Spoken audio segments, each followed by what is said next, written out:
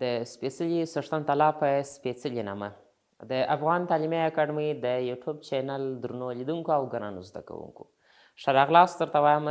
زه سمیع الله ودان ستاسو د یوولسم ټولګي د کیمیا مضمون د تجربو ښوونکی. ګرانو زده کوونکو او درنو لیدونکو، د تجربو لړۍ د یوولسم ټولګي دا جریان لري د کیمیا مضمون ده. نن د خیره موږ او تاسې د یوولسم ټولګي د تجربو په جریان کې یوولسمه تجربه ترسره کوو. په یوولسمه تجربه کې نن موږ او تاسې د تجربې تر ټولو هغه اساسي موخه او هدف مو پکښې کې دا دی چې موږ او تاسې نن خپرېدنه وپېژنو یا ډیفیوژن.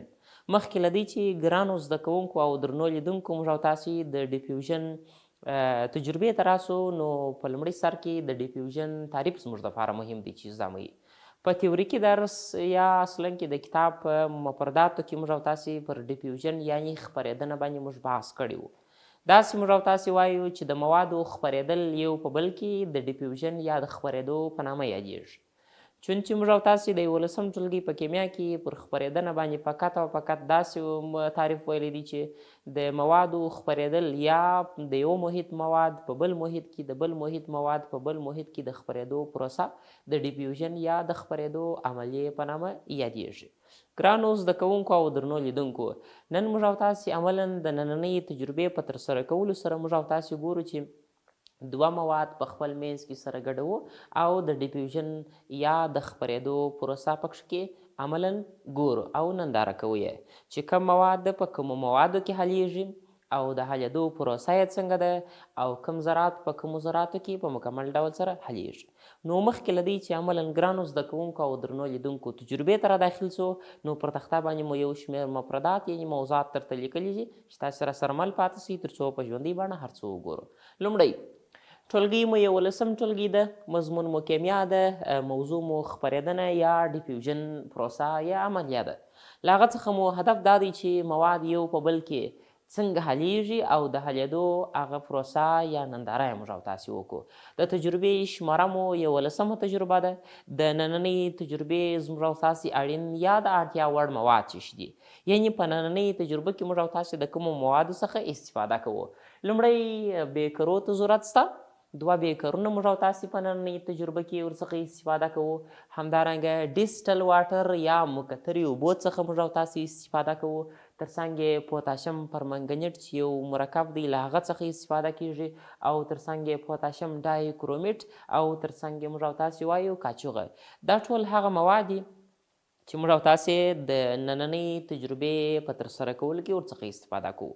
ګرانو زده کوونکو او درنو لیدونکو، عملا موږ او تاسې که چیرې وګورو زما او مخ ته ټول هغه مواد پراته دي چې په نننۍ تجربه کې موږ او تاسې ورڅخه استفاده کوو. ګرانو زده کوونکو او درنو لیدونکو، راځو لکه څنګه چې موږ او تاسې وایو دوه بیکرو ته ضرورت لرو چې همدغه دواړه بیکرونه دي. دا بیکرونه موږ او تاسې وایو 2500 ملي لیټره اندازه ظرفیت لري. ترڅنګ کاچوغه ده چې په دې سره بیا موږ او تاسې مواد راخلو او بالاخره وراچوو. ډیسټل واټر یا مکترې اوبه، له هغه څخه موږ او تاسې استفاده کوو چې ګرانو زده کوونکو او درنو لیدونکو دغه ډیسټل واټر یا مکترې اوبه موږ او تاسې ورته وایو. ترڅنګ یې دوه مواد چې په هغو کې یو پوتاشیم پرمنګنیټ په نامه باندې همدغه مواد دي چې دا دې ته موږ او تاسې پوتاشیم پرمنګنیټ وایو، او ترڅنګ یې بل مواد چې بیا موږ او تاسې وایو هغه بیا پوتاشیم ډای کرومیټ په نامه یادیږي. دا دواړه مواد موږ او تاسې په دې دواړو بیکرو کې ورڅخه استفاده کوو تر څو موږ او تاسې عملا د تجربې جریان وګورو. ګرانو زده کوونکو او درنو لیدونکو، راځو عملا تجربه را پیلوو. د تجربې په پیل کې مواد مو وپېژندله. لومړی ډیسټل واټر یا مکترې اوبه راخلو، موږ او تاسې په دې بیکر کې وراچوو په مساوي اندازه سره په دواړو بیکرو کې. ګرانو زده کوونکو او درنو لیدونکو، د اوبو مقدار دا دی معلومیږي چې موږ او تاسې وراچوو، خو له هغه څخه به وروسته تقریبا موږ او تاسې په دې بیکر کې 100 ملي لیټره په اندازه باندې اوبه موږ او تاسې وراچوو. تاسې ته دا دی معلومیږي چې 100 ملي لیټره په اندازه مو اوبه واچولې او دغه بیکر د 2500 ملي لیټره په اندازه د اوبو ظرفیت لري. راځم ترڅنګ و دغه بل بیکر ته هم موږ او تاسې په همدغه مساوي اندازه سره اوبه وراچوو تر څو مقدار د دواړو د اوبو د بیکرانو ده مساوي سي.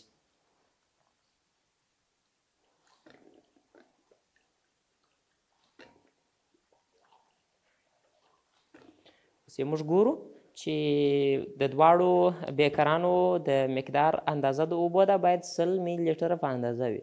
همدا د ګرانو زده کوونکو او درنو لیدونکو د دواړو بیکرونو د اوبو مقدار مو د سره برابر یا مساوي کړي. نو اوس راځو له دې څخه موږ او تاسې دواړه بیکرونه آماده کړل، اوبه مو ور واچولې. اوبه عموما موږ او تاسې ویلي وو چې دا د حل کوونکې مادې په صفت باندې تر ډېره زیاته په محلولونو کې کارول کیږي، یعنې حل کوونکې ماده ده، نور مواد په خپل ځان کې حلولی شي. له دې څخه ګرانو زده کوونکو راځو په یوه بیکر کې موږ او تاسې پوتاشیم ډای کرومیټ په نامه باندې مواد یو اندازه ور او په دوهم بیکر کې بیا موږ او تاسې د پوتاشیم پرمنګنیټ په نامه باندې مواد ور او بیا د دوی فایله ګورو او د دوی رنګونه موږ او تاسې ګورو چې عملا موږ او تاسې ووینو چې یو جامد ماده په مایع ماده کې حل سول او د حلېدو ظرفیت یا لړۍ موږ او تاسې وینو چې په مختلفو رنګونو باندې تجزیه کیږي او ټوټه کیږي. راځو په لومړي سر کې موږ او تاسې یو څه اندازه ډای پوتاشیم ډای کرومیټ په نامه باندې مواد موږ او تاسې راخلو. د کاچوغې څخه موږ او تاسې استفاده کوو. ګرانو زده کوونکو او درنو لیدونکو یوه اندازه رااخلو او بالاخره موږ او تاسې ودغه لومړنۍ بیکر ته اور اچوو. دا دی اور وامچول. لومړني بیکر ته موږ او تاسې اور واچول. د لومړنۍ بیکر نتیجه یا پایله موږ او تاسې اوس ګورو. تاسې ګرانو زده کوونکو او درنو لیدونکو تاسې ودغه د اوبو مقدار ته وګورئ. ژړ رنګ یې خپل ځان ته واخیستی. دغه ژړ رنګ په حقیقت کې دا د دغه موادو د ذرو خپرېدل وه، یعنې دا مواد چې موږ او تاسې د پوتاشیم ډای کرومیټ ورته یاد کړئ. پوتاشیم ډای کرومیټ مو اوبو ته ور واچوي، په اوبو کې خپل اټومونه ذرات په مساوي شکل سره د اوبو په ټولو محیطونو کې ولیدل سول چې دې ته موږ او تاسې خپله ډیفیوژن یا خپرېدنه وایو. ډیفیوژن یعنې خپرېدنه دا معنا لري چې د موادو خپرېدل په اوبو کې، یعنې اصلا کې په اوبو کې د پوتاشیم ډای کرومیټ مواد ټوله خپاره سول، ژړ رنګ یې خپور کړي، په ټولو برخو کې مساوي شکل سوله او د ذراتو خپرېدنه په ټولو برخو کې مساویانه شکل سره منځته رالل او ژړ رنګ یې واخیستی. دا یې لومړی. له دې څخه دوهم بیکر ته موږ او تاسې راځو. د دوهم بیکر اوبه 100 میل لیټر دي او یو څه اندازه موږ او تاسې د پوتاشیم پرمنګنیټ په نامه باندې همدغه مواد دي. ګرانو زده کوونکو او درنو لیدونکو یو اندازه مقدار موږ او تاسې ور اچوو. خو مخکې له دې چې موږ او تاسې دلته دا مقدار ور واچوو، د پوتاشیم ډای کرومیټ رنګ خپله توربخونه دی، یعنې اصلا کې تور ته ډېر ورته دی، خو تور نه دی خو بیا هم تور ته ډېر ورته دی. خو کله چې دغه پوتاشیم پرمنګنیټ په نامه باندې مواد و موږ او تاسې اوبو ته ور واچوو نو شین یا آبي رنګ اخلي، یعنې آبي رنګ خپل ځان ته خپلوي او بالاخره د خپرېدو پروسه پکې ترسره کیږي. نو موږ او تاسې راځو عملا له دغه کاچوغې څخه استفاده کوو، یو لږ مقدار رااخلو او بالاخره و دغه دوهم بیکر ته موږ او تاسې ور اچوو. دا د ګرانو زده کوونکو او درنو لیدونکو ور وامچوله. له هغه څخه وروسته پایله په بیکر کې موږ او تاسې ته خپله معلومیږي.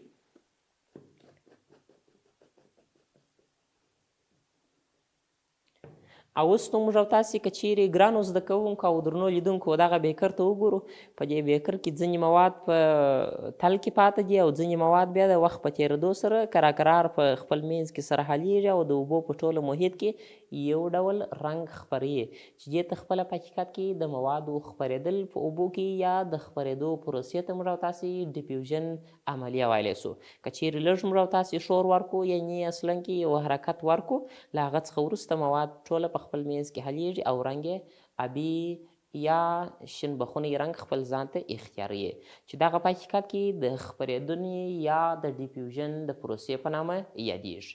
له دې څخه ګرانو زده کوونکو د دواړو بیکرونو پایلې موږ او تاسې ولیدلې چې په یوه کې ژړ رنګ خپور سو چې دې ته ډای یعنې پوتاشیم ډای کرومیټ په نامه مواد مو واچول او په دوهم بیکر کې موږ او تاسې پوتاشیم پرمنګنیټ په نامه مواد مو واچول او رنګ یې آبي رنګ ځان ته غوره کړي. له نننۍ تجربې څخه پایله زموږ دا سول چې موږ او تاسې خپرېدنه وپېژنو.